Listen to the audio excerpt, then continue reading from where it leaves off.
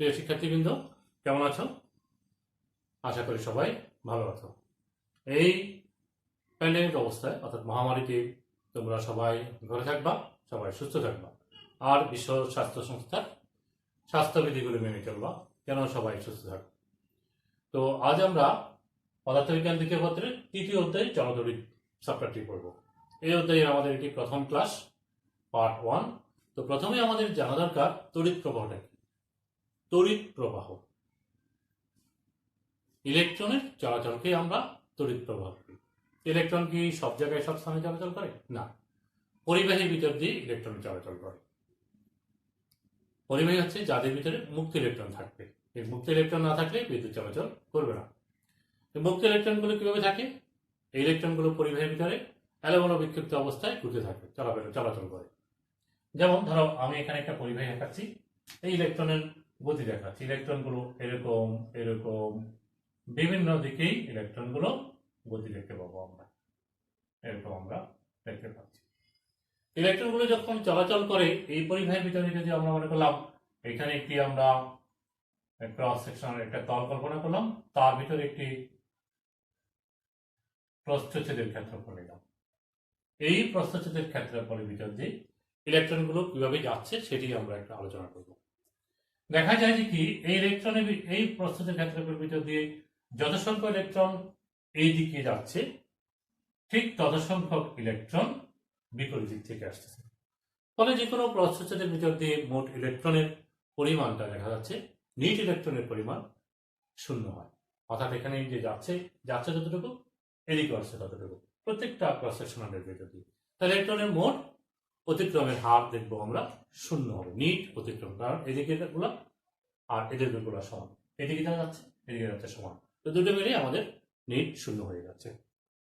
এখন ইলেকট্রন যখন চলাচল করে, তখন ইলেকট্রন যখন মুক্ত হয়, যখন চলাচল করে তখন তড়িৎ প্রবাহ হতে পারে। তো পরিবাহী হচ্ছে ধর্ম। এখন পরিবাহীর ভিতরে যেটা হয়ে থাকে, এখন শুধু শুধু কি হবে, ইলেকট্রনকে এমনি চলাচল করবে? তা আমরা তো বলছি নিট ইলেকট্রন অতিক্রমের সংখ্যা শূন্য।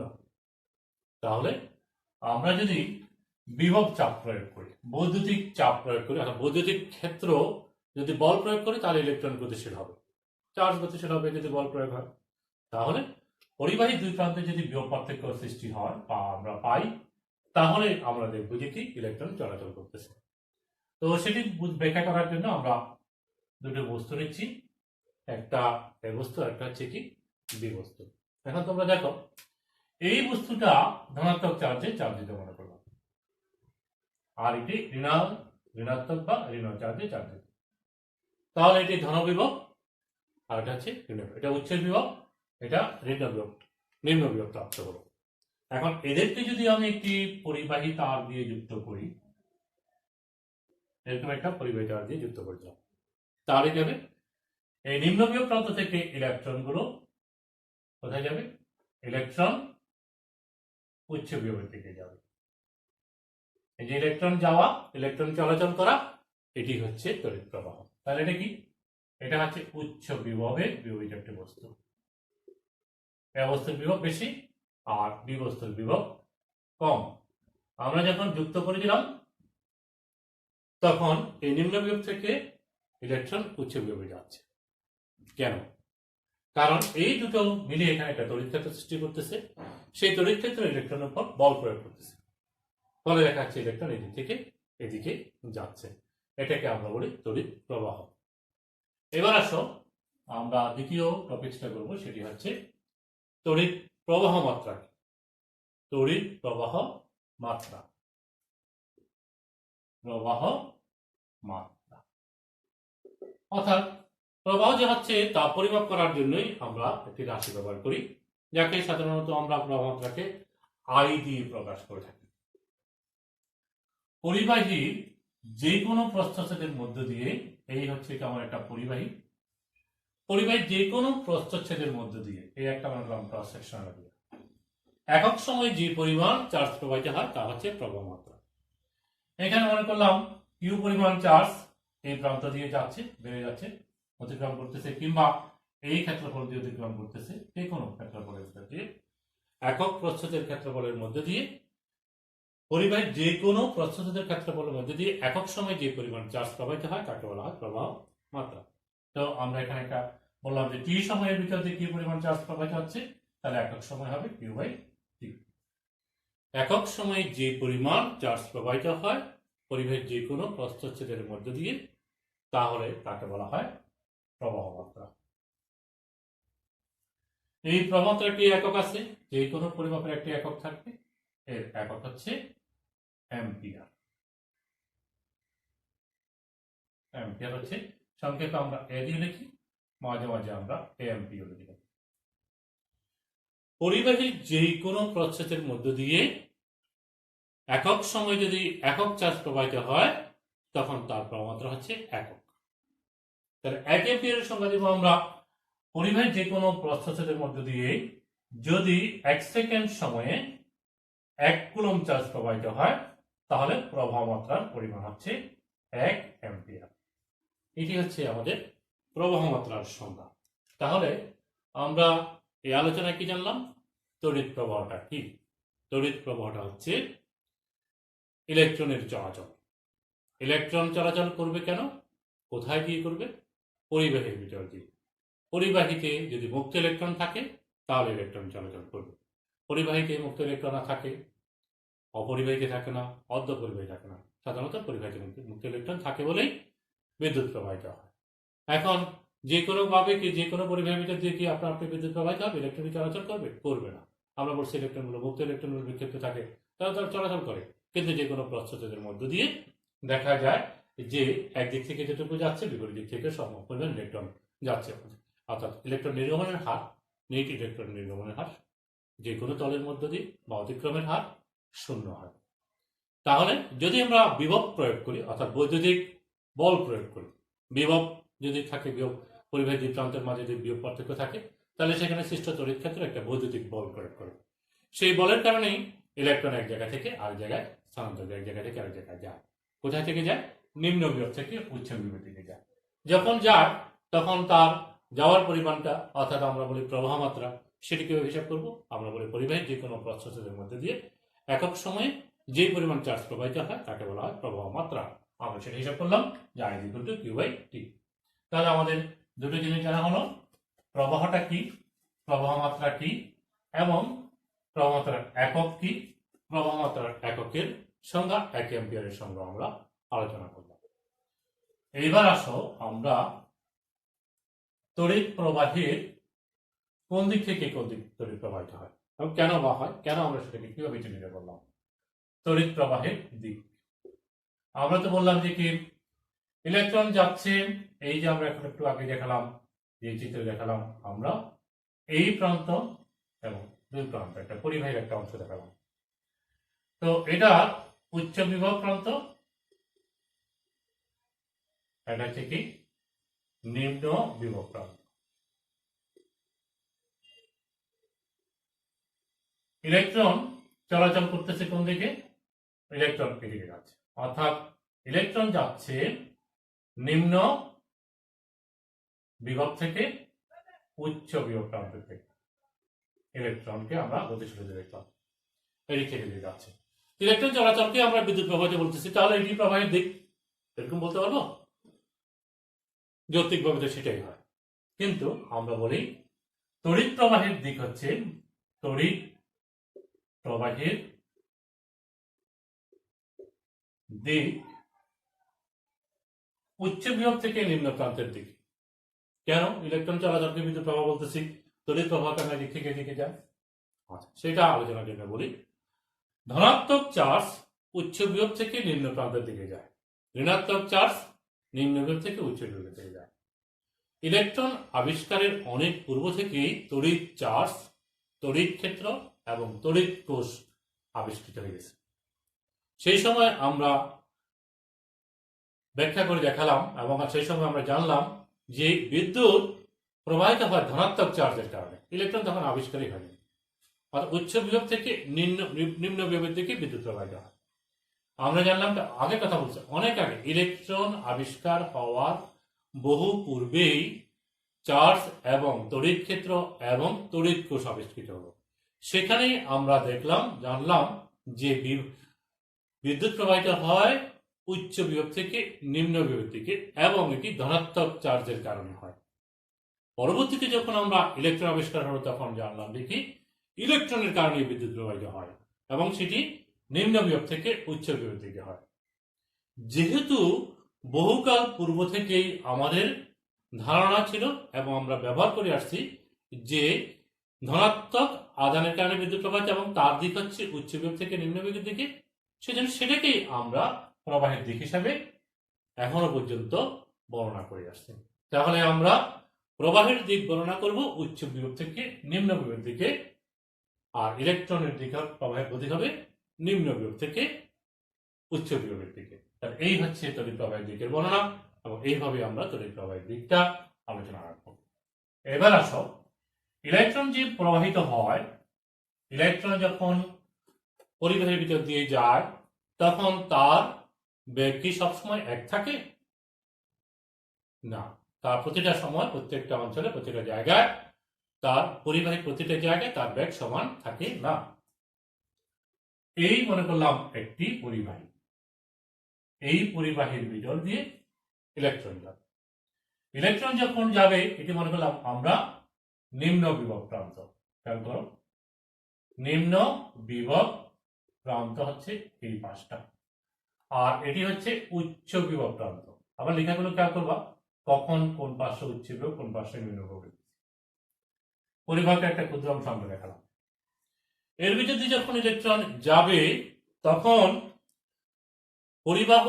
পরিবাহিতা যে পদার্থের তৈরি সেই পদার্থের অণুর সাথে তার সংঘর্ষ হবে। যেহেতু এখানে একটা বিভব পার্থক্য আছে, তো বিভব পার্থক্যের কারণে এখানে একটি তড়িৎ ক্ষেত্র আছে। সেই তড়িৎ ক্ষেত্র ইলেকট্রনের উপর বল প্রয়োগ করতে, যার কারণে ইলেকট্রনটা গতিশীল আছে। কিন্তু সেই বলের কারণে আমার পরিবাহী ইলেকট্রনের একটা সুষম হওয়ার কথা, অর্থাৎ সেখানে ত্বরণ সমান থাকার কথা, কিন্তু আমরা দেখবো ত্বরণ সুষম ত্বরণে চলতেছে না, কারণ বলের পরিমাণ সবসময় তড়িৎ বল সমান হচ্ছে না। কারণ এই পরিবাহীতে যে ইলেকট্রনগুলো আছে, পরিবাহীতে যে পদার্থগুলো আছে, অণুগুলো আছে, সেগুলোর সাথে তার সংঘর্ষ হচ্ছে। এই সংঘর্ষের পরিমাণ এক এক জায়গায় একরকম, কোথাও বেশি কোথাও কম।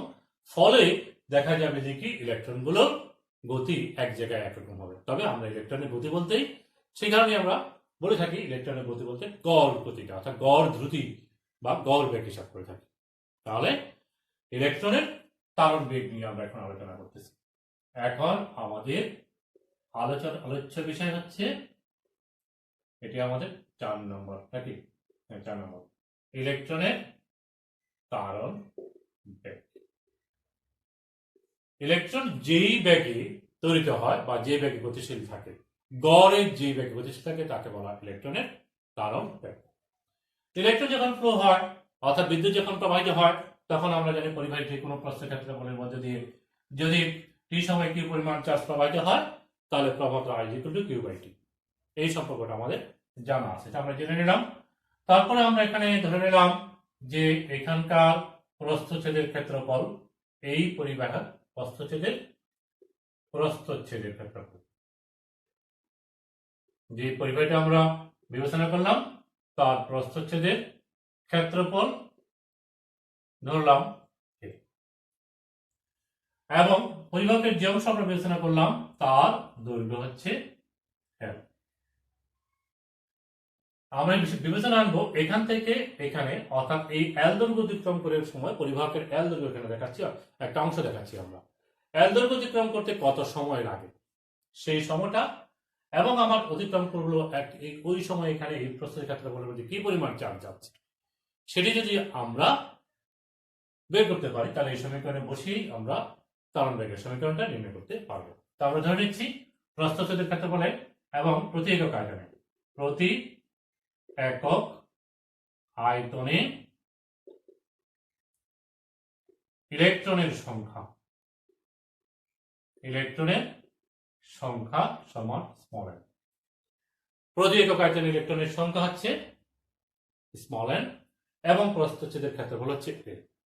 তাহলে এই পরিবাহকের আয়তন হবে, আমরা লিখতে পারবো পরিবাহকের আয়তন হচ্ছে L, কারণ তার দৈর্ঘ্য হচ্ছে, ক্ষেত্রফল হচ্ছে কত, তার আয়তন হচ্ছে L। তাহলে এই পরিবাহকে আমার মোট চার্জের পরিমাণ কত হবে সেটি আমরা হিসাব করব। তাহলে আমার এখানে মোট ইলেকট্রনের সংখ্যা কত, ইলেকট্রনের সংখ্যা সমান হচ্ছে n a l। কারণ আমরা বলছি প্রতি এককে চার্জ বা ইলেকট্রনের সংখ্যা হচ্ছে n, ক্ষেত্রফল হচ্ছে a, তাহলে মোট ইলেকট্রনের সংখ্যা হবে n a l। তাহলে মোট চার্জ কত হবে? এখানকার মোট চার্জ হবে q যে ধরি সেটা হবে n a l e। কেন? কারণ প্রত্যেকটা ইলেকট্রনের চার্জ হচ্ছে e, প্রতিটি ইলেকট্রনের চার্জকে আমরা ধরলাম e, যেহেতু এখানে n এর সংখ্যক ইলেকট্রন আছে তাহলে মোট চার্জের পরিমাণ হবে NaLe, অর্থাৎ টোটাল ইলেকট্রনের সংখ্যা দিয়ে চার্জের মানকে গুণ করে দেব, তাহলে আমরা এখানকার মোট চার্জ পাবো। যদি এই অংশ অতিক্রম করতে t সময় লাগে তাহলে আমরা বলতে পারবো ইলেকট্রনের বেগ Vd হচ্ছে L/T। এটি লেখা যাবে P S/T, সেই সমীকরণ থেকে লিখলাম। তাহলে T কত হবে? L/V হবে। এই ভিডিটাকে আমরা বলছি এটা হচ্ছে ড্রিফট ভেলোসিটি অফ ইলেকট্রন বা ইলেকট্রনের ত্বরণ বেগ। এটি হচ্ছে ইলেকট্রনের ত্বরণ বেগ। তাহলে আমরা ইলেকট্রনের ত্বরণ বেগ পেলাম, সেখান থেকে টি এর মান পেলাম এবং এখানে মোট চার্জ কত হচ্ছে সেটাও জানলাম। এই পরিমাণ চার্জ এখানকার এই প্রান্ত থেকে ওই প্রান্ত দিয়ে যাচ্ছে ইলেকট্রনের। তাহলে আমরা এই সমীকরণে মান বসিয়ে দেব I = Q/T। তাহলে এখানে হচ্ছে এটা হচ্ছে NaLe আর এটা হচ্ছে L/VD। টি এর মান বসালাম এবং কিউ এর মান বসালাম। তাহলে আমরা এখান থেকে পাই NaVe। এই হচ্ছে কি প্রবাহ মাত্রার একটি সমীকরণ পেলাম, যার সাথে ত্বরণ বেগের সম্পর্ক এখানে আমরা দেখতে পেলাম। তাহলে যদি আমরা শুধু ত্বরণ বেগ বের করতে চাই তাহলে আমরা লিখব এখান থেকে Vd = I/NaE। তাহলে আমরা এখন একটি সমীকরণ প্রতিষ্ঠা করলাম, যেটি হচ্ছে ত্বরণ বেগের রাশিমালা। তাহলে সবাই কি খেয়াল করছো কি বলছি আমরা এখানে কি কি আলোচনা ছিল? আমরা বলছিলাম যে এখানে ইলেকট্রনের ত্বরণ বেগ নির্ণয় করবো আমরা। ইলেকট্রন যখন গতিশীল থাকে তখন ইলেকট্রন ধ্রুব বেগে যায় না, আমরা গড় দ্রুতি বলবো, গড় বেগে যাচ্ছি। কেন ধ্রুব বেগে যায় না? ইলেকট্রন যখন গতিশীল থাকবে পরিবাহীর ভিতর দিয়ে, তখন পরিবাহীর যেই অণু দিয়ে গঠিত তাদের সাথে সংঘর্ষ হবে। এই সংঘর্ষের মান এক এক জায়গায় একরকম হবে, আর সেই যার কারণে আমার সুষম ত্বরণ হবে না, অর্থাৎ সেখানে ব্যাগ সমান থাকবে না সব জায়গায়। তাহলে সেই ক্ষেত্রে আমরা যে ব্যাগটা বিবেচনা করবো সেটি হচ্ছে গড় ত্বরণ বেগ, গড় বেগ, এবং এই ব্যাগটাকে আমরা ত্বরণ বেগ বলে থাকি। তো আমরা এখানে ধরে নিলাম পরিবাহকের একটা অংশ যার দৈর্ঘ্য হচ্ছে L এবং প্রস্থের ক্ষেত্রফল হচ্ছে এবং প্রতি একক আয়তনের ইলেকট্রনের সংখ্যা বা চার্জের সংখ্যা হচ্ছে m। তাহলে প্রস্থের ক্ষেত্রফল যদি আয়তন দৈর্ঘ্য L হলে আয়তন হবে Al, মোট ইলেকট্রনের সংখ্যা কতগুলো আছে আয়তন L হলে একক আয়তনের সংখ্যা দিয়ে গুণ করে দিলে আমরা L পাচ্ছি। তাহলে মোট চার্জের পরিমাণ বের করলাম আমরা, আর বের করে তারপর সেখানে থেকে আমরা প্রমাত্রার যে সংখ্যা সেই সংখ্যায় চার্জের পরিমাণ, এবং আমরা এখানে ব্যাগের সংখ্যা থেকে টি এর মানটা এনে এখানে আমরা টি এর মানটা বসালাম। তারপর আমরা এই সমীকরণটা পেয়ে গেলাম। এটি হচ্ছে ইলেকট্রনের ত্বরণ বেগের রাশিমালা। এখন আমরা আজকের এই ক্লাসে আমরা তিনটে জিনিস আলোচনা করলাম, প্রধানত তিনটি। একটা হচ্ছে কি তড়িৎ প্রবাহ, তারপর হচ্ছে তড়িৎ প্রবাহের দিক, তারপর একটা হচ্ছে ইলেকট্রনের ত্বরণ বেগ। আমরা যে আলোচনা করলাম সেই আলোচনার উপর ভিত্তি করেই আমরা দুটো গাণিতিক সমস্যা সমাধান করে নিই। আমাদের আসলে থিওরি যখন আমাদের পড়া হয়, থিওরির সাথে সাথে আমাদের এই গাণিতিক সমস্যাগুলো যদি আমরা সময়মতো ঠিক মতো করি, অর্থাৎ তাহলে দেখা যাচ্ছে যে আমাদের প্রশ্নগুলো সঠিকভাবে আমরা আয়ত্তে আনতে পারি। তো প্রথম একটি আলোচনা করি, প্রথম একটি গাণিতিক সমস্যা। তাহলে কি করতেছি আমরা এখন গাণিতিক সমস্যা নিয়ে আলোচনা। কোনো পরিবাহীর মধ্য দিয়ে 20টি ইলেকট্রন কত সময়ের মধ্য দিয়ে প্রবাহিত হলে 2 মিলি অ্যাম্পিয়ার তড়িৎ প্রবাহ যাবে? প্রশ্নটা কি? কোনো পরিবাহীর মধ্য দিয়ে 20টি ইলেকট্রন কত সময়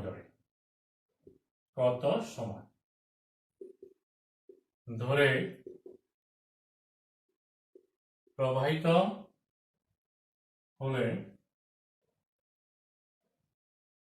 2 মিলি অ্যাম্পিয়ার তড়িৎ প্রবাহ পাওয়া যাবে। তাহলে আমাদের প্রশ্ন হচ্ছে কি, প্রশ্ন হচ্ছে কোন পরিবাহীর মধ্য দিয়ে 20টি ইলেকট্রন কত সময় ধরে প্রবাহিত হলে 2 মিলি অ্যাম্পিয়ার প্রবাহ পাওয়া যাবে। আমরা বলছিলাম পরিবাহীতে যখন ইলেকট্রন চলাচল করে বিদ্যুৎ প্রবাহটা পাই, সেই প্রবাহের পরিমাণ বলছে, এখানে বলছে 20টি ইলেকট্রন যাচ্ছে এবং এটা কত সময় ধরে চলবে। তাহলে আমরা এখানে আমরা বলতে পারি I ইজ ইকুয়াল টু হচ্ছে, এটা হচ্ছে I ইজ ইকুয়াল টু, এই সম্পর্কটা আমরা করবো প্রবাহমাত্রা থেকে, কারণ প্রবাহমাত্রাই আমার এখানে দেওয়া আছে। I is equal to Q by T. তো কিউর পরিমাণ কত এখানে? এখানে charge Q is equal to হচ্ছে 20টা ইলেকট্রন। তো 20টা ইলেকট্রনের মোট চার্জ কত? একটা ইলেকট্রনের চার্জ আমাদের জানা আছে, 1.6 into 10 to the power minus 19 coulomb. মনে রাখতে হবে এটা। আর সময় কত সেটা আমাদের নির্ণয় করতে হবে। প্রবাহমাত্রা কত? প্রবাহমাত্রা আমাদের দেওয়া আছে 2 মিলি অ্যাম্পিয়ার প্রবাহ পাবো, অর্থাৎ 2 into 10 to the power minus 3 ampere প্রবাহ, মিলি অ্যাম্পিয়ারকে অ্যাম্পিয়ার নিলাম। তো এখান থেকে আমরা টি এর মান বসিয়ে দেবো, টি এর মান পেয়ে যাবো এখান থেকে, এই দুটো মান বসিয়ে দিলে 20 into 1.6 into 10 to the power minus 19, আর এটা হচ্ছে 2 into 10 to the power minus 3। Calculation করবো, ক্যালকুলেশন করার পরেই তোমরা সম্ভবত এই মানটা পাবা 1.6 into 10 to the power minus 15 এত সেকেন্ড। ক্যালকুলেশন করে দেখবো এটা ঠিক আছে কিনা। তাহলে পরিবাহীর মধ্যে দিয়ে চার্জের পরিমাণ যখন আমরা জানলাম এবং প্রবাহ জানলাম, তাহলে কতক্ষণ এই চার্জ প্রবাহের কারণে বিদ্যুৎ 2 অ্যাম্পিয়ার এই পরিমাণ বিদ্যুৎ প্রবাহ পেলাম, সেটি সমীকরণ থেকে আমরা বের করতে পারলাম। এবার আসো আমরা আরেকটি সমস্যা আলোচনা করতে চাচ্ছি, আরেকটি গাণিতিক সমস্যা, যেটি আমাদের আজকের পড়ার সাথে সেটিও সম্পর্কিত।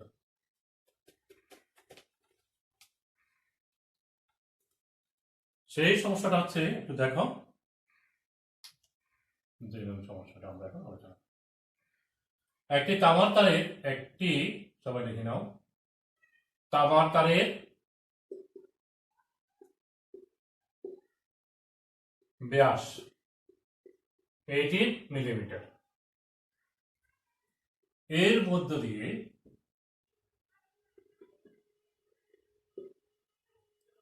1.3 অ্যাম্পিয়ার সুষম তড়িৎ প্রবাহ চলছে। তামার প্রতি ঘন মিটারে পরিবহন ইলেকট্রনের সংখ্যা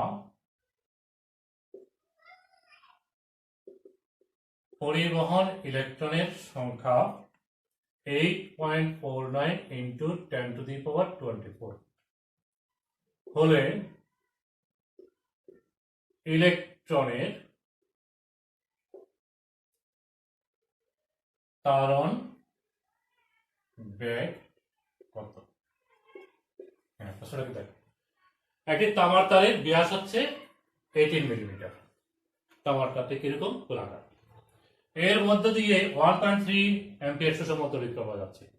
প্রতি ঘনমিটারে ইলেকট্রনের সংখ্যা, পরিবহন ইলেকট্রনের সংখ্যা, যার কারণে বিদ্যুৎ প্রবাহ যাচ্ছে, সেই ইলেকট্রনের সংখ্যা দেওয়া আছে এবং ইলেকট্রনের তারণ বেগ বের করতে বলছে। তো আমাদের তারণ বেগের সমীকরণটা আমাদের জানা আছে, V D is equal to হচ্ছে I divided by N A E. দেখো এখানে এই পরিবাহটা এরকম পরিবাহ, এটা ব্যাস জানা আছে, আমাদের ব্যাস দেওয়া আছে, ডি দেওয়া আছে 18 মিলিমিটার। তো আমাদের তো এ লাগবে, তাহলে আমাদের প্রস্থের ক্ষেত্রফল হচ্ছে এটি, আমরা জানি is equal to pi r square. ব্যাস থেকে আমরা ব্যাসার্ধ পাবো এবং সেটি এখানে বসাতে সক্ষম হবো। তাহলে আমরা এখানে মানটা বসিয়ে দিই, এন পাই আর স্কয়ার ই লিখতে পারি ইকুয়েশনটাকে। তাহলে আমরা এখানে কি কি পাচ্ছি? এখানে আমাদেরকে প্রথমে বলছে ব্যাস দেওয়া আছে, তাহলে ব্যাসার্ধের সমান ব্যাস ডিভাইডেড বাই 2 ডিভাইড বাই 2 সমান 18 মিলিমিটার ডিভাইড বাই 2 সমান 9 মিলিমিটার, অবশ্যই এটাকে আমরা মিটারে নিব 9 into 10 to the power 3, 9 into 10 to the power 3 metre. তারপরে আমাদের আর বের করলাম n প্রতি একক আয়তনে, প্রতি ঘনমিটারে, প্রতি এককে, প্রতি ঘন সেন্টিমিটারে বলতে পারে, সেটা ঘনমিটারে কনভার্ট করে নিতে হবে। প্রতি ঘনমিটারে ইলেকট্রনের সংখ্যা তথা প্রতি একক আয়তনে ইলেকট্রনের সংখ্যা 8.49 ইন্টু 10 টু দি পাওয়ার 24 তাদের সংখ্যক দেওয়া আছে। তারপরে ইলেকট্রনের চার্জ, কি হচ্ছে ইলেকট্রনের charge 1.6 into 10 to the power -19 coulomb আমাদেরকে এখন বের করতে হবে, তারণ বের করতে হবে ইলেকট্রনের তারণ। এই মানগুলো সব তোমাদের জানা আছে, এখানে দেওয়া পাইলাম আমরা n আছে, r আছে, e আছে, পাই মান আমরা জানি 3.1416। তাহলে এই মানগুলো তোমরা বসিয়ে ক্যালকুলেশন করবা এবং ক্যালকুলেট করার পরে সম্ভবত এই মানটি তোমরা পেতে পারো, ক্যালকুলেশন করে দেখবা, তাহলে আমরা তারণ বের করতে পারবো। তো এই ক্ষেত্রে যে সমীকরণটা আমরা ব্যবহার করলাম এখানে তারণ বেগের সমীকরণ, তারপরে আমরা প্রথম যে সমীকরণটা ব্যবহার করলাম I = Q/T, এই যে সমীকরণ প্রথমটা ব্যবহার করলাম, তারপর আমরা দ্বিতীয় অঙ্কের জন্য ব্যবহার করলাম B = I/NAE। এই সমীকরণগুলো আমাদেরকে চার্জের কথা বলা হচ্ছে, এখানে চার্জ নির্ণয় করতে বলছে। চার্জ এখানে প্রথম অঙ্কটাতে সরাসরি চার্জের মান দেওয়া ছিল না, ইলেকট্রনের সংখ্যা দিয়ে চার্জের মান বলা হয়েছে। তো সেটা আমরা করলাম, সময় বের করতে বলছি, আমাদের প্রবাহমাত্রা বের করতে বলতে পারে, এখানে তিনটা টার্ম আছে, তিনটা যে কোনো ভাবে বের করতে বলতে পারে, অথবা পরিবাহকের দৈর্ঘ্য সেটাও বের করতে বলতে পারে, তখন ড্রিপ ভেলোসিটি দিয়ে সেটা করতে হবে। তাহলে পুরো থিওরিগুলো যদি আমাদের ভালো করে জানা থাকে তাহলে আশা করি আমরা এই অঙ্কগুলো সমাধান করতে পারবো। তো পরেরটা একই অবস্থা, এখানে আমরা ভিডি বের করছি, আমাদের এন বের করতে বলতে পারে, এ বের করতে বলতে পারে, ই বের করতে বলতে পারে, আই বের করতে বলতে পারে, আই থেকে আবার কিউ বের করতে বলতে পারে। তাহলে এই দুটো সমীকরণ আমরা খেয়াল করবো যে কিভাবে আমরা সমাধান করলাম এবং এখানে কোন কোন টার্মগুলো সেখানে আছে।